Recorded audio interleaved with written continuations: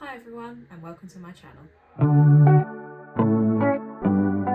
Got a few plants today that I do need to repot, so I thought I would grab my camera and take you guys along with me. I did post on my Instagram stories as well as on the YouTube community to see if anyone had any questions that they'd like to ask me. And I did get a few responses, so I have some of those written down and I will go through them as I am repotting. Before we do get into this little repot and chat though, if you are new here, hi, my name's Amy and this is my jungle. I create content to share my hobby as well as document my houseplant journey. If you do enjoy the content, don't forget to like the video as well as hit the subscribe button for more planty content. If you're not new here, thank you again for joining me. I really do appreciate having you back. Now, the plants that I do have to repot today are the philodendron Marmee. It is looking a little bit sad because she is due a water, but she has been drying out so quickly. I know that I am due to upsize her. I've also got my philodendron Mayoi, again another one that has been drying out super quickly. So wanting to get this one up into a larger pot. And the last one is my philodendron painted lady. Now, she has been doing so well since I transitioned her from moss, where she was propagating, into soil. And I think I am at the stage now where I am ready to pop her on a moss pole. So I'm just going to change the camera angle and get myself set up. I will be doing another on the floor repot as I do need to hoover this room. So don't judge me for not using either of my potting mats. But yeah, I'll just move the camera angle and we'll get into the repots and questions. The first plant that I am going to start with is going to be the philodendron Mayoi. Now, there are two cuttings in here and I am debating on whether or not to add the other one I've got propagating in water. But I think I'm going to leave it for now just because it hasn't got as large of a root system as I would like. So we're just doing a small up pot for this one, so we're just jumping up a pot size. First thing I'm going to do is just add a little bit of the Grow Tropicals, Monstera and Philodendron mix to the bottom of the pot. And then we'll look to add the Mayoi in and then backfill. Like I say, because I am just upsizing, I'm not too concerned about breaking up the root ball. I don't feel like there is much of a need to do so.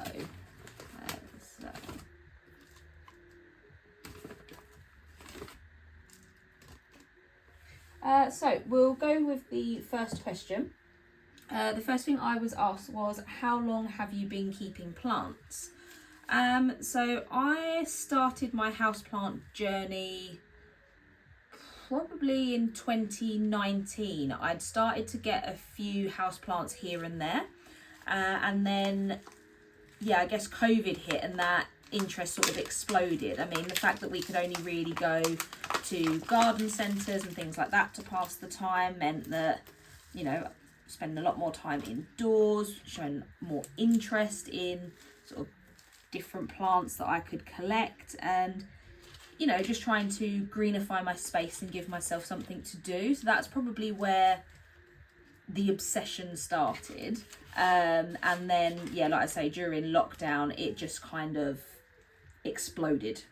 I know a lot of people probably did do the same thing of, you know, getting into houseplants, going out, and then all of a sudden you go from like 2 or 3 to 50. The amount of houseplants in my collection did skyrocket. Like I say, I like things to do, and the fact that I was spending quite a lot of time indoors, I just felt a little bit bored. And I sort of wanted different ways to do things around the house. So yeah, I would say 2019, I was sort of just getting into the hobby, but 2020 definitely did see an explosion of that interest and obviously growth of my plant collection. So yeah, I would probably say 2019, 2020 is when I started collecting houseplants, and I'm pretty sure while I don't have the original plant, one of the first plants in my collection was a Chinese money plant, and I took some of the pups off of it and propagated them because my mum really liked the plant, and I gave them to her, and she still has the cuttings from that plant that I gave her. That would have been in 2020, and unfortunately not long after I gave those cuttings to my mum, my cat knocked the mother plant off of the windowsill, and unfortunately it did not survive. So I now have a propagation from that propagation. So technically I do still have that plant, although it's not the exact same one, but that's probably the oldest plant in my collection so far. Right, so that is that one all potted up. I will give it a water through, but for now I'm just going to pop it back in its spot so it's out of the way. The next plant I am going to repot is my philodendron marme. This one I know eventually I am going to need to put into a rectangle nursery pot, but as of yet I've not really found ones that I particularly like the look of, so I am just going to be upsizing it at the moment into a larger round pot while I keep an eye out. I have seen some people utilise what are they called? I have seen some people utilise like the storage containers that you can get, storage boxes, so I might look to see about doing that. But like I say, for now it is just going to go in this rectangle pot. Like I say, it is one that is drying out super quickly and it is quite rooted in there, so definitely one that could do with a larger pot size. Again, I am just going to add some of the mix into the pot, well, probably quite a bit more than what I did with the last one. The next question, what is your favourite genus of plant, and if you had to get rid of one plant from your collection, what would it be? Ooh, that is a tough one. So I would say that my favourite genus of plant, it definitely does flip between anthurium and philodendron. If you go by the number of a certain genus I have in my collection, then it is philodendron, but anthurium have been winning me over. I am absolutely loving adding them into my collection. I'm loving sort of like the velvety leaves, the way that they come in as well, how they start off so small and then gradually they expand. Yeah, I honestly cannot get enough of anthurium, but yeah, I think I'd probably say philodendron at the moment. They are definitely the genus of plant, hello Austin, that I am most, that is my favourite. There are so many different varieties, crawling, climbing, trailing, and yeah, I don't know, but then there's Monstera. Yeah, no, philodendron definitely my favourite genus at the moment, I would say. And the second part of that question, if I had to get rid of one plant from my collection, what would it be? I feel like over the years I have been really good at ensuring the plants that I do add into my collection are ones that I truly want. It's more if people buy me plants that I end up with ones that I wouldn't necessarily pick to add to my collection myself.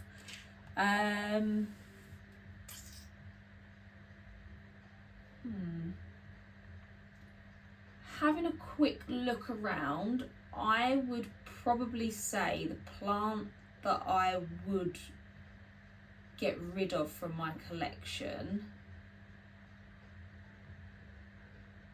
Oh, this is hard.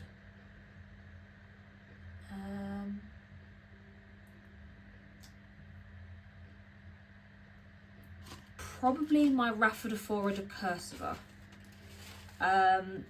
don't get me wrong, I do love the plant, and when you see pictures of them all mature and, you know, grown properly, they look amazing. Mine just isn't very happy at the moment. It has only got one leaf, and, you know, that is probably my fault when I was getting to know the plant, not keeping on top of its watering as much as I should have. Yeah, I don't know, it's just, don't get me wrong, I like the plant, I'm probably just not in love with the plant at the moment. So yeah, if I had to get rid of one plant at present, it would be the Rhaphidophora decursiva, but that is kind of just because it isn't doing anything at the moment. Yeah, Rhaphidophora decursiva would definitely be the one that I would get rid of at the moment. Or Rhaphidophora decursiva, or one of my ferns. They are, I think because they're in soil, it's quite difficult to keep them as moist as they like, so I am contemplating moving them into semi-hydro. If any of you guys grow ferns in semi-hydro, let me know your thoughts on how that's been, whether or not they've enjoyed the transition, because they've obviously got that consistent moisture, whether or not you found transitioning them quite easy. Because yeah, I am definitely thinking that might be the way to go with them.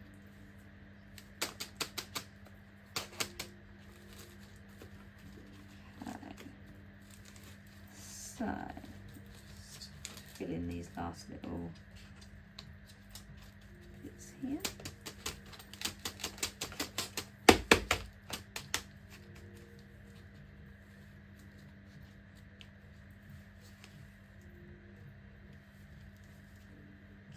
And that is the philodendron mayoit done. Like I say, I know eventually I'm going to have to look at getting a rectangle container for this, but this will do for now.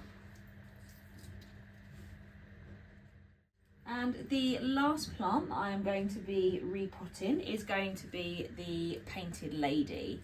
As I say, this is one that I do want to get on a moss pole, and I have got a moss pole that I've already prepped for this, just because I thought it would be so much easier to have it already done. This is one where I probably will break apart the root system just so that I can get it on here how I want it, because I think that would probably make it a lot easier in terms of placement. So what I'm going to do, so I'm going to put these to one side, and I'm actually going to take the plant out first, so that I can separate each of the cuttings, because there is 3 in here at the moment. While I'm doing this, I will go on with the next question. So the next question was asked on my Instagram, and it was, do you ever suffer with plant burnout? The short answer is yes, I do.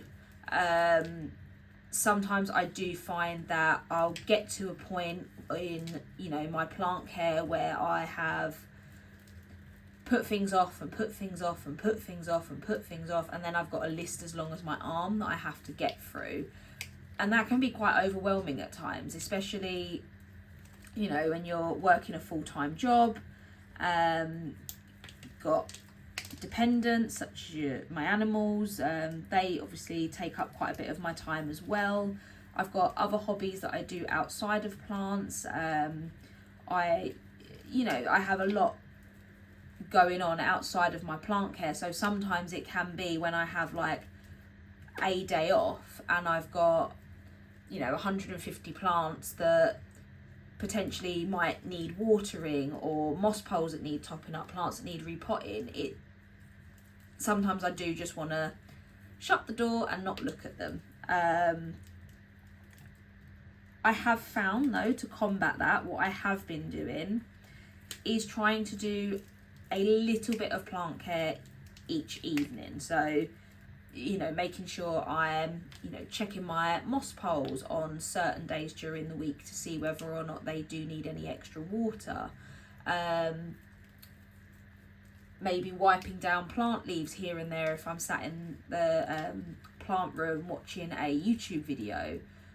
Just trying to incorporate a little bit here and there, doing the bare minimum with my plants so that they are surviving, because I know, again, it is something that I will get over. I will get back into my plants. You know, they're a hobby that has stuck. But we all have off days, don't we, where you're just sort of like, I can't be bothered.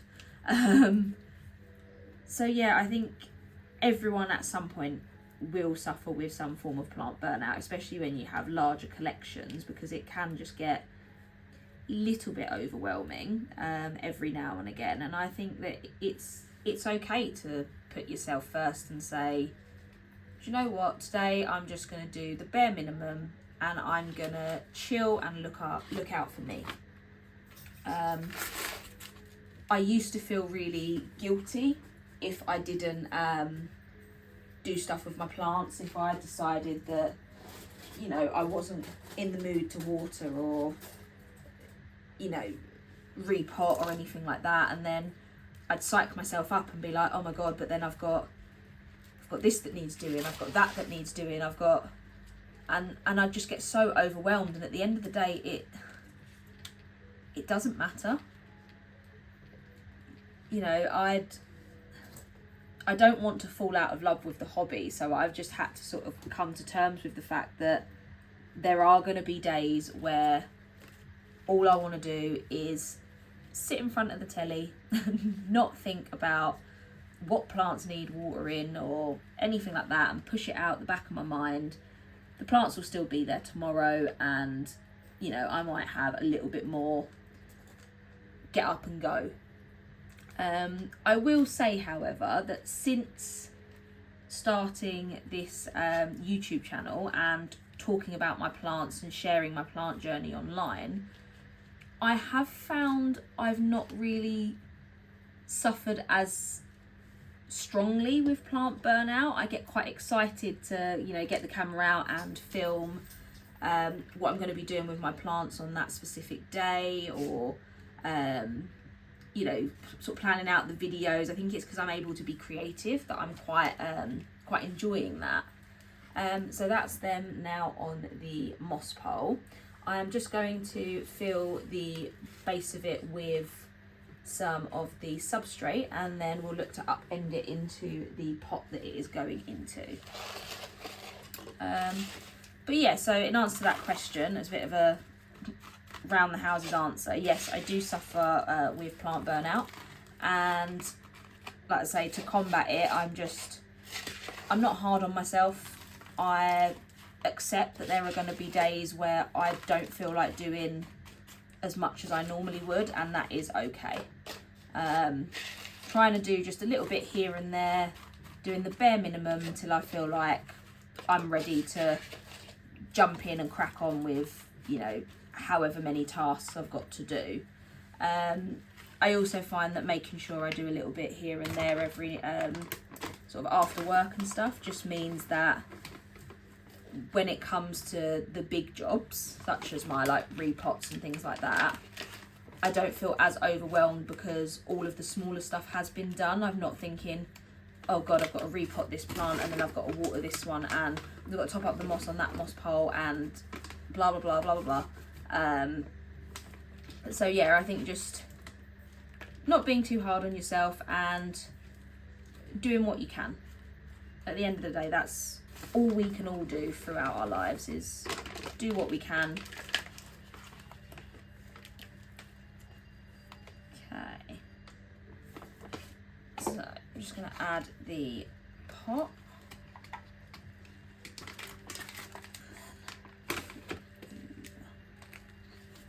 Okay, right, so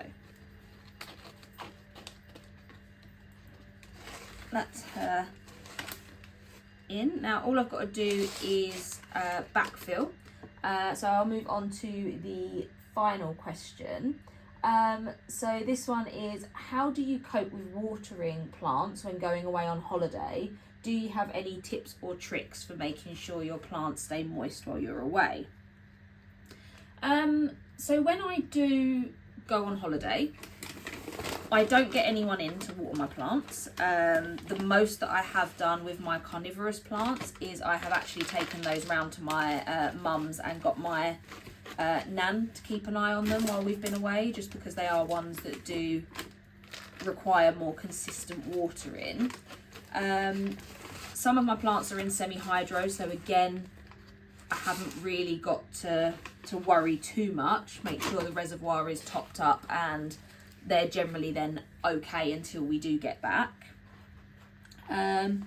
With my plants in soil, what I will typically do is in the lead up to going away is I will allow them to dry out so that they're ready to all be watered sort of pretty much the day before we are due to go on holiday. It just means then that sort of the day / night before, I will admit I have been known to water plants, you know, going up to 3 o'clock in the morning, then jumping in the shower and getting ready to leave for the airport. But yeah, I feel that they do generally, provided we've not had any like crazy heat waves in the UK, they do typically tend to hold the moisture, and there might be the odd smaller plant that might have wilted a little bit before we do get back, but for the most part, they do tend to be okay. The only things I will caveat that and say that I don't allow my moss poles to fully dry out. Those I will still continue to keep consistently moist in the lead up to going away. And last year, for the first time, I did try wrapping my moss poles in cling film to help them retain some moisture. And that actually did work quite well. It was a tip that I saw on Good Growing's YouTube video, which I can link down below for anyone that is interested, because she's done a really in-depth video on different things that you can try to help your plants stay moist while you are away. So yeah, I have taken a few tips from that. Like I say, wrapping my moss poles in cling film really helped those, because obviously I don't want the roots that are in the moss to die out. I want to grow big and beautiful plants. So if I can keep those as moist as possible while I'm not here, that is the goal. But yeah, I think I have seen a few other tips, but again, I've not tried them, about popping a damp towel down in the bath and standing your plants on top of them, popping them in like humidity boxes as well to help keep some of the humidity in. But like I can't really comment on how well those work because I haven't actually tried them myself. But as I say, the one that I can attest to is the cling film on the moss poles. Also with cling film on moss poles, if you are finding you're struggling to get a plant to root into a moss pole, which I was with my varicosum, wrap that in cling film and the pole stayed moist and the roots did start to grow into it, and that plant is now pushing out some quite sizable leaves. I'd say it's not necessarily the most mature plant at the moment, but I can definitely see the leaves sizing up and the plant maturing as it grows. So highly recommend doing that even if you're not going on holiday. Okay, so just not get the rest of it.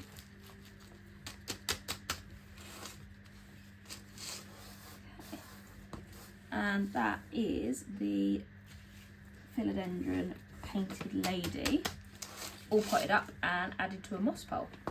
I have realised now though that she cannot go back in the space that she was in, so I'm going to have to do another rearrange of the plants on my shelving units, just because the moss poles are too tall. So yeah, I will look at doing that, but I'm going to pop these guys through in the bath so that I can give them a shower down, and then I will pop back on to close out the video. So that is everything for this repot and chat. I really do hope you guys enjoyed the video. If you did, don't forget to give it a like and subscribe to the channel for more planty content. You can also hit the notification bell so that you'll get regular updates as to when I upload new videos, which is typically every Friday at 6 PM. Hope to see you all in the next one, and I hope you all have a lovely weekend. Take care. Bye.